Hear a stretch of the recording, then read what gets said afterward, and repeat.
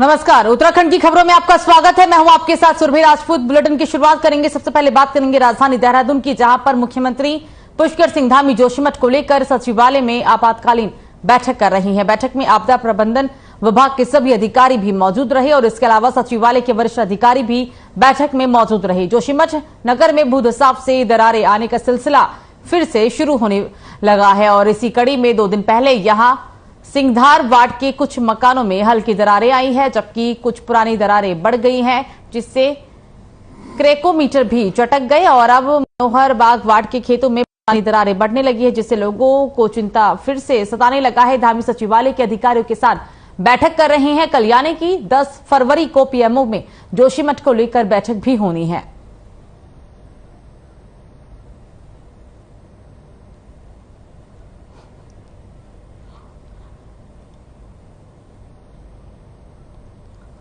CM ने अधिकारियों के साथ बैठक की है। यहां राजधानी देहरादून में 10 फरवरी को हालांकि एक और बैठक होने वाली है। बैठक के दौरान से पहले की तस्वीर आपकी टीवी स्क्रीन पर राजधानी देहरादून में सीएम पुष्कर सिंह धामी बैठक में जाते हुए तस्वीरों में देखे जा सकते हैं। कई अधिकारी भी उनके साथ मौजूद हैं और बता दें कि 10 फरवरी को भी एक अहम बैठक होने वाली है। भूधसाव का सिलसिला एक बार फिर से जोशीमठ में शुरू हो गया है। लोगों की घरों में दरारों को अब देखा जा सकता है और जो पुरानी दरारें हैं वो भी बढ़ने लगी है और इसी कड़ी में बैठक की जा रही है।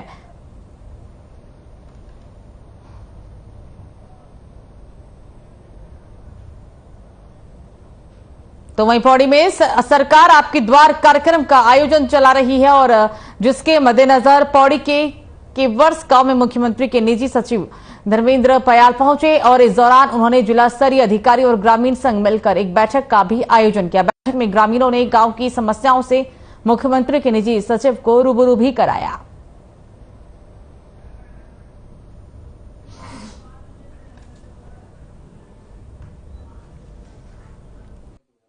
और सरकार द्वारा कुछ योजनाएं बनाई गई हैं, उनका क्रियान्वयन किस प्रकार हो, जिससे सरकार जनता के द्वार और भयमुक्त समाज, हमारा संकल्प अनुशासित प्रदेश, इन तमाम योजनाओं का इम्प्लीमेंटेशन हो और आम योजनाएं जो जन कल्याणकारी योजनाएं सरकार की वो कैसे जनता तक पहुंचे, उसके लिए हमें यहाँ पे तैनात किया गया है। फील्ड इंस्पेक्शन विजिट के माध्यम से उसका सत्यापन करना कि योजनाएं चल रही हैं या नहीं चल रही हैं।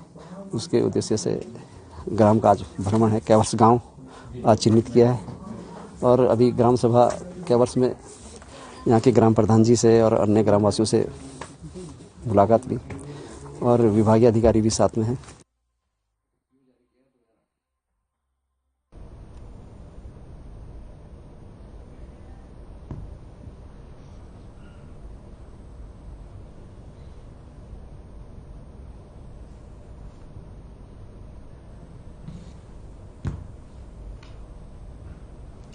तो उत्तराखंड में भारतीय जनता पार्टी ने लोकसभा निकाय चुनाव से पहले पूर्व कांग्रेस को संगठनात्मक रूप से भी बड़ा झटका देने का निर्णय ले लिया है। अब पार्टी के बूथ स्तर के कार्यकर्ताओं की ज्वाइनिंग शुरू करा दी गई है। इतना ही नहीं, पार्टी अलग से कार्यशाला कराकर और मजबूत बनाकर कांग्रेस के खिलाफ इस्तेमाल करेगी। पार्टी के प्रदेश अध्यक्ष महेश भट्ट की मौजूदगी में कई कांग्रेस कार्यकर्ताओं और नेताओं ने पार्टी का दामन थाम लिया। बता दें कि संगठन में बूथ स्तर पर बीजेपी कांग्रेस की तुलना में कहीं अधिक मजबूत नजर आ रही है।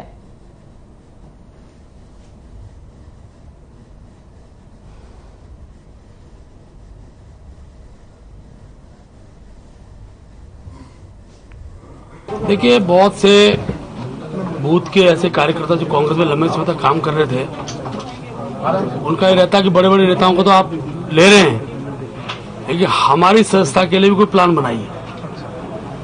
और ये भी सच है कि जो प्रदेश के कांग्रेस के बड़े नेता हैं, उनके लिए हमने एक समिति बनाई है पार्टी की, उनकी ज्वाइनिंग के लिए। लेकिन जब विषय हमने इस बार प्रदेश पदाधिकारी बैठक में चिंतन किया तो बड़ी संख्या में कांग्रेस पर बूथ पर काम करने वाले कार्यकर्ता हमसे जुड़ना चाहते थे। तो उस अभियान को हमने इस चरण में लिया है और पूरे प्रदेश के अंदर कांग्रेस के बूथ अध्यक्ष ये बीजेपी की अब सदस्यता लेंगे। बदरपुर के खंड विकास अधिकारी कार्यालय में उत्तराखंड सरकार के देहरादून से आए विशेष कार्य अधिकारी ने निरीक्षण किया और सभी विभागों की समीक्षा बैठक भी की। इस मौके पर विशेष कार्य अधिकारी ललित मोहन आर्य ने बताया है कि उन्होंने गदरपुर खंड विकास अधिकारी कार्यालय में निरीक्षण किया और समीक्षा बैठक भी की है, जिसमें सभी विभागों की आज समीक्षा बैठक के दौरान कुछ समस्याएं भी सामने आई है, उन पर विचार विमर्श भी किया जाएगा और उत्तराखंड सरकार इस तरह की परेशानियों को हल करने के लिए आपकी सरकार आपके द्वार कार्यक्रम के तहत प्रत्येक खंड विकास तक पहुंचने का प्रयास कर रही है। आवारा पशुओं के मामले में काम किया जा रहा है। इस मौके पर भारतीय किसान यूनियन के प्रदेश अध्यक्ष बलविंदर सिंह कलसी ने कहा है कि अनेक तरह की परेशानियां आज विशेष कार्य अधिकारी के सामने रखी है। देखना यह होगा कि समस्याओं का हल किस प्रकार होता है।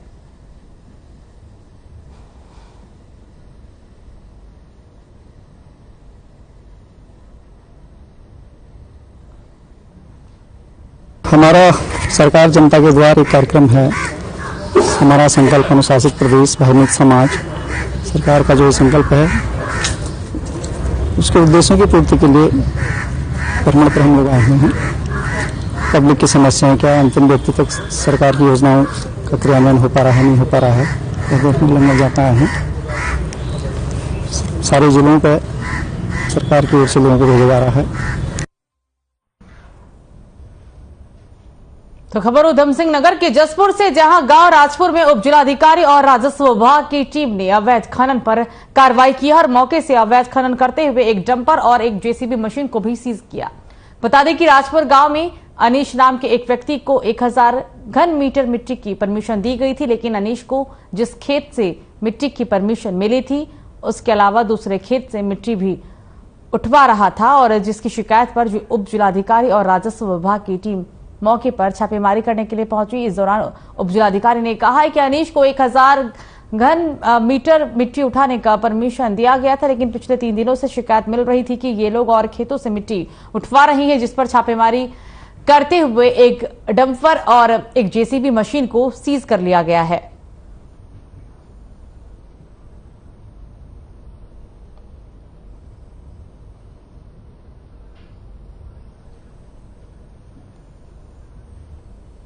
यहाँ पर एक व्यक्ति हैं अनीस, उनको एक मिट्टी की परमिशन दी गई थी जिसमें कि 1000 घन मीटर उठाने की परमिशन दी थी, लेकिन पिछले कुछ दिनों से यानी कि 2-3 दिनों से लगातार शिकायत आ रही थी इनके द्वारा रात्रि में यहाँ पर कार्य किया जा रहा है, जबकि इनकी जो परमिशन थी वो 6 तारीख से ही शुरू होनी थी और उसके बाद भी इनके द्वारा रात को अवैध खनन किया जा रहा था।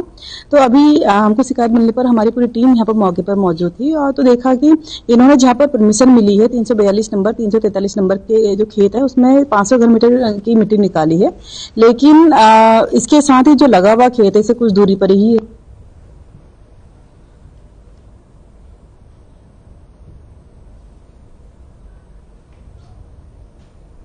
तो कुमाऊं कमिश्नर दीपक रावत ने अल्मोड़ा विकास भवन में जिले के सभी विभागों के साथ समीक्षा बैठक की और इस दौरान उन्होंने वन विभाग की भूमि को लेकर भी बता दें कि स्थानांतरण को लेकर कड़ी नाराजगी दिखाते हुए कहा है कि जिस प्रकार वन विभाग की कार्यशैली चल रही है उससे सड़क के साथ जिले के अनेक विकास कार्य बाधित हो रहे हैं। इसके लिए सरकार से वार्ता की जाएगी, जिस अधिकारी की लापरवाही पाई जाएगी उसके खिलाफ कड़ी कार्रवाई भी की जाएगी।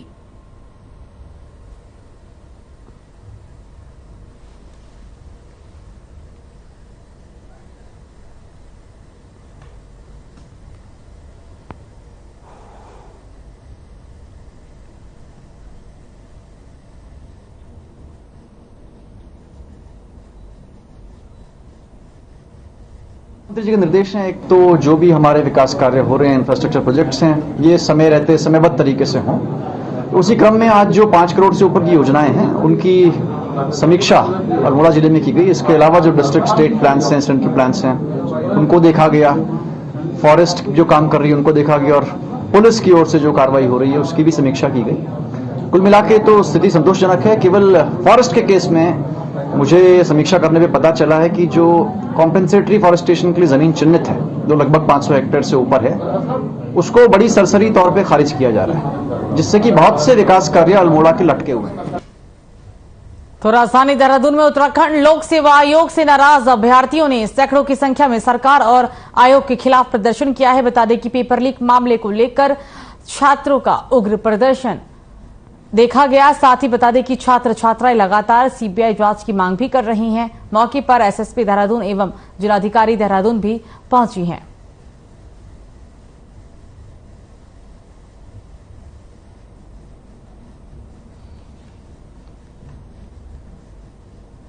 बातचीत की जो भी बातचीत करनी है उसके लिए आगे गए हैं। एसएसपी साहब भी गए, टीम भी गई है। जैसे ही वहाँ पे इनके जो लीडर हैं उनसे बात होती है फिर हम पूरी एक प्रॉपर वार्ता करेंगे उनसे कि क्या उनकी डिमांड्स हैं और क्या आगे रिजॉल्व किया। नहीं, अभी तो कोई वार्ता करने के लिए आया ही नहीं ना, इसीलिए मैं और एसएसपी साहब आए हैं कि वो वार्ता करें, बताएं क्या बात हुई है और अकॉर्डिंगली फिर उसको आगे रिजॉल्व करने की कोशिश की जाएगी। मैंने कहा मैं और एसएसपी यहाँ आए हैं, पहले वार्ता करेंगे, उनके क्या मुद्दे हैं वो पूछेंगे और अकॉर्डिंगली रिजॉल्व करने की कोशिश करेंगे। तो खबर उधम सिंह नगर के जसपुर क्षेत्र से, जहां मंडी समिति परिसर में अनुसूचित जाति आयोग के अध्यक्ष मुकेश कुमार के नेतृत्व में समाज कल्याण विभाग की ओर से दिव्यांगों के लिए एक शिविर का आयोजन किया गया, जिसमें दिव्यांगों को 33 व्हीकल चेयर, स्टिक और हियरिंग मशीन का भी वितरण किया गया है। अनुसूचित जाति आयोग उपाध्यक्ष मुकेश कुमार ने कहा है कि भारत सरकार और समाज कल्याण विभाग की ओर से शिविर लगाया गया। पूरे प्रदेश में अब तक 50 से ज्यादा शिविर लगाए जा चुके हैं और इससे पहले काशीपुर, बाजपुर और टनकपुर में भी शिविर लगाया गया था।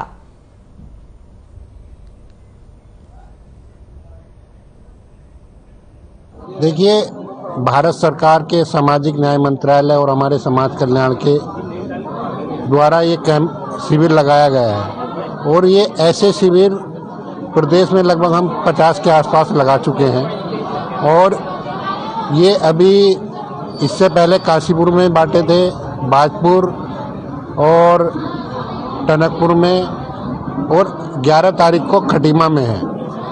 इसमें जसपुर के अंदर 33 ये साइकिल है इस समय, 20 साइकिल जो है।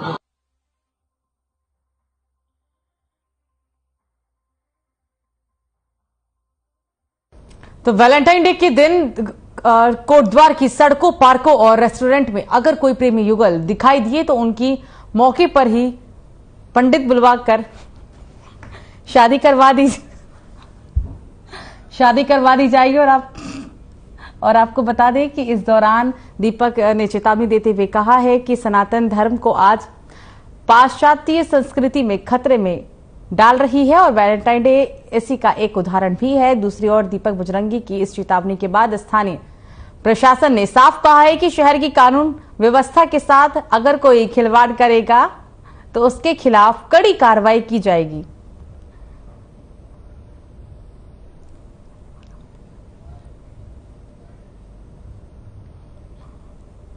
जो गतिविधियां हैं ये मान्य है और कोई भी जो दो व्यक्ति का बालिग है कहीं भी घूम सकते हैं, बालिग या नाबालिग भी घूम सकते हैं। इसमें कहीं पर किसी प्रकार की कोई रोक टोक नहीं है।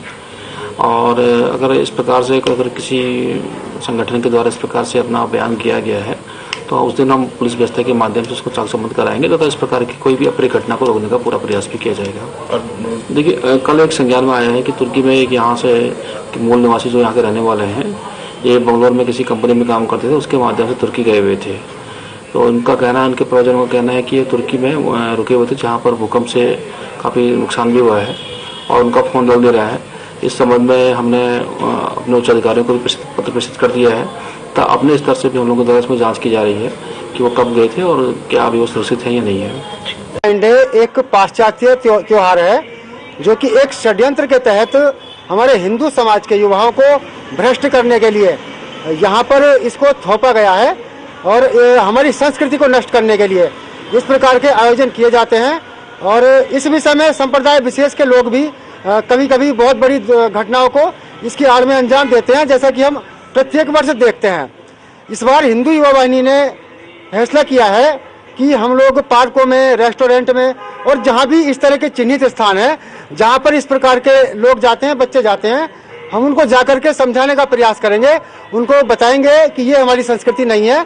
इसके बावजूद भी कोई अगर इस प्रकार का प्रयास करेगा, संस्कृति के साथ खिलवाड़ करेगा, तो उनके साथ सख्ती से निपटा जाएगा। इसके लिए हमने कुछ पंडितों की व्यवस्था भी की है। जो बालिग इसमें कपल पाए जाएंगे उनकी मौके पर शादी करवाई जाएगी। तो खबर कोटद्वार से, जहां पर तुर्की में 6 फरवरी को आए भूकंप में कोटद्वार का एक युवक लापता हो गया। जानकारी के मुताबिक निगी चौक निवासी अरुण कुमार गौड़ ने बताया है कि उसका भाई विजय कुमार गौड़ कंपनी में काम से तुर्की गया हुआ था, लेकिन 6 फरवरी को तुर्की में आए भीषण भूकंप के बाद से ही वो लापता है। उन्होंने आगे कहा है कि होटल में वो एक रुका हुआ था, वो भी ध्वस्त हो गया है। युवक के लापता होने से परिजन परेशान है। उन्होंने जिला प्रशासन से लापता की तलाश कराने की मांग की है।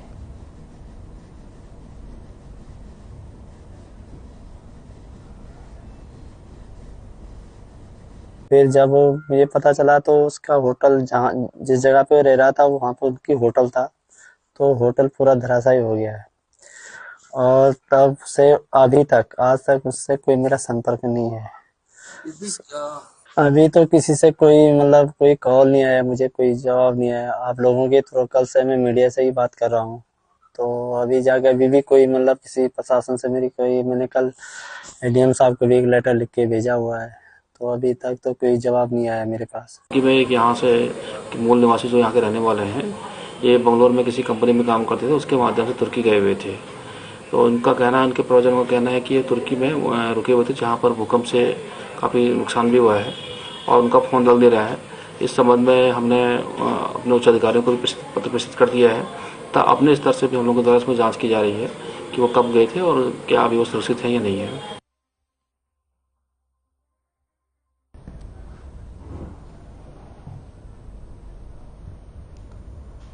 तो रामनगर में एक लंबे समय से अवैध खनन का कारोबार चरम सीमा पर हो रहा है। वहीं लाखों रुपए के राजस्व का नुकसान खनन माफियाओं की ओर से पहुंचाया जा रहा है। तो वहीं अवैध खनन रोकने के लिए कर्मचारियों के साथ अब खनन माफिया दुर्व्यवहार करने के साथ ही जबरन वाहन छुड़ाकर भी ले जा रहे हैं, जिसकी जानकारी वन निगम के सहायक लैंगिंग अधिकारी हीरा सिंह अधिकारी को पुलिस की तहरीर में बताया गया है कि अपने कर्मचारियों के साथ कोसी नदी के कालूसिद्ध गेट पर अवैध खनन रोकने के लिए चेकिंग कर रहे थे और इस बीच उन्हें एक डंपर वाहन आता हुआ दिखाई दिया, जिसे उन्हें रोकने का प्रयास भी किया, लेकिन वाहन चालक की सूझबूझ से सरकारी वाहन में बैठे लोगों को सुरक्षित बचा लिया गया। उनका आरोप है कि मौके पर डंपर चालक खनन से संबंधित कोई भी प्रपत्र नहीं दिखा पाए और जिसके बाद कर्मचारियों ने इस डंपर वाहन को अपने कब्जे में ले लिया।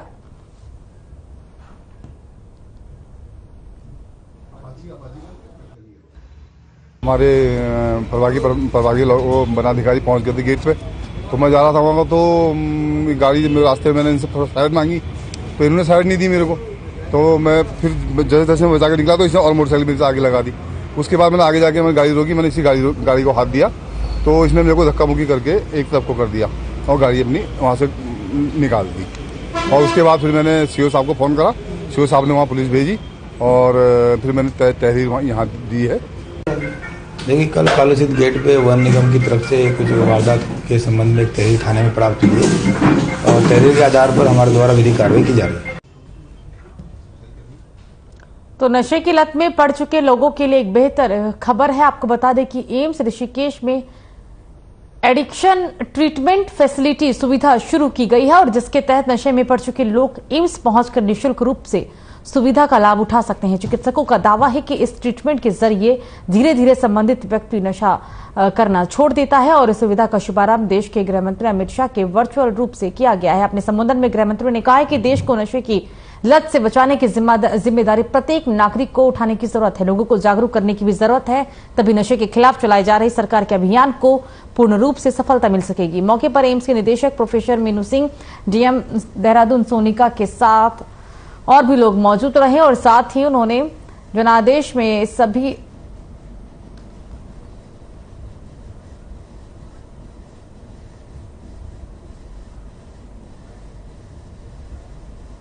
जो सेंटर इनॉग्रेट किया गया है उसमें ये सुविधा एम्स ऋषिकेश में उपलब्ध की गई है, जो कि जिसमें अभी हम और भी विस्तार करेंगे, क्योंकि ये अभी मुझे नहीं लगता कि वो काफी रहेगी जितनी समस्या हमारे आसपास है इस चीज की, क्योंकि हमें यूपी से भी पेशेंट्स आते हैं, उत्तराखंड से भी आते हैं और जगह से भी आते हैं, तो कई एक पॉकेट्स हैं जिसमें एडिक्शन काफी ज्यादा है। सो इसके लिए हमें उसके लिए थोड़ा विस्तार करने की भी आवश्यकता है। इसमें हम लोग ने मतलब पुलिस कार्रवाई हम कर रहे हैं। 13,000 के लगभग जो है जो ड्रग एडिक्ट्स हैं उनको आइडेंटिफाई कर लिया है। उसमें से लगभग 90% लोगों का हम लोगों ने जो है प्रोफाइलिंग किया है, उनका पूरा डिटेल वहाँ पर है और काउंसलिंग भी हम लोग कर रहे हैं। एक बृहद स्तर पर जो भी हमसे कार्रवाई हो सकती है हम कर रहे हैं। और अब मेरा ये है कि एक तो शैक्षणिक संस्थान के लेवल हम लोग कर रहे हैं। कल मैं वहाँ गया था, यूपीएस में गया था। कल मेरा कार्यक्रम जो है आपका ग्राफिकरा में है। ये यहाँ पे एम्स में एटीएफ सेंटर का आज उद्घाटन किया गया है और ये काफ़ी अच्छी सुविधा है, क्योंकि हमारे यहाँ पे जो भी इस एरिया को केटर करने के लिए ये बहुत ही अच्छी सरकारी सुविधा चालू हुई है और निःशुल्क है। इसमें करीबन 3 कक्ष हैं। आईपीडी ओपीडी दोनों ही होती हैं और आईपीडी में 3 कक्ष हैं, महिलाओं के लिए भी और पुरुषों के लिए भी। अभी तक करीबन 850 लोगों का उपचार किया जा चुका है और ये सुविधा जो है वो पुरुष, महिला, एडोलेसेंट, बच्चे सभी के लिए बहुत ही अच्छी है और यही अनुरोध रहेगा सभी से।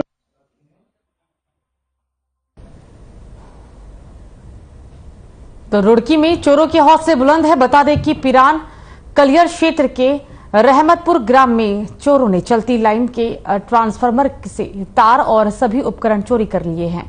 इसके चलते विद्युत आपूर्ति भी बाधित हो गई है। वहीं सुबह ग्रामीण वहां से गुजर रहे थे तब खोखला ट्रांसफार्मर सड़क किनारे पड़ा हुआ देखा, जिसकी सूचना ग्रामीणों ने ग्राम प्रधान को दी। ग्राम प्रधान द्वारा पूरे मामले की सूचना कलियर पुलिस एवं विद्युत विभाग के अधिकारियों को भी दी गई, जिस पर पुलिस एवं विभाग के अधिकारियों में हड़कंप मच गया। आनन फानन में विद्युत विभाग एवं कलियर थाना पुलिस मौके पर पहुंची। पुलिस के द्वारा आसपास क्षेत्र में लगी सीसीटीवी कैमरे खंगाले जा रहे हैं।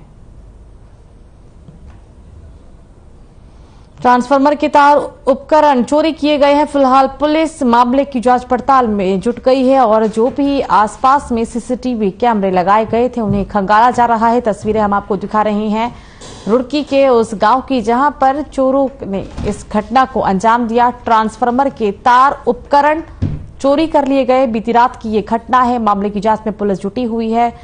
स्थानीय लोगों ने इस बात की सूचना पुलिस को दी। पुलिस फिलहाल मौके पर मौजूद है। साथ में विद्युत विभाग को भी इसकी सूचना दी गई और विद्युत लाइन भी इस घटना के बाद से काफी समय तक बाधित रहा है। पूरा मामला रुड़की से पुलिस अब सीसीटीवी कैमरे खंगाल रही है और किन किन लोगों ने इस घटना को अंजाम दिया है उसकी भी जानकारी जुटाने में पुलिस जुटी हुई है।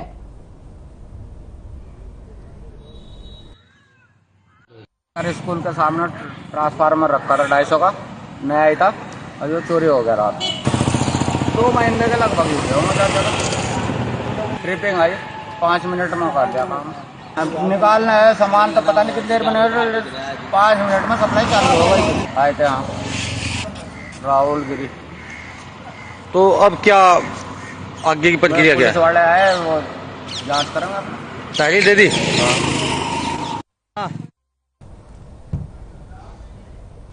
तो फिलहाल खबरों में मुझे दीजिए इजाजत। नमस्कार।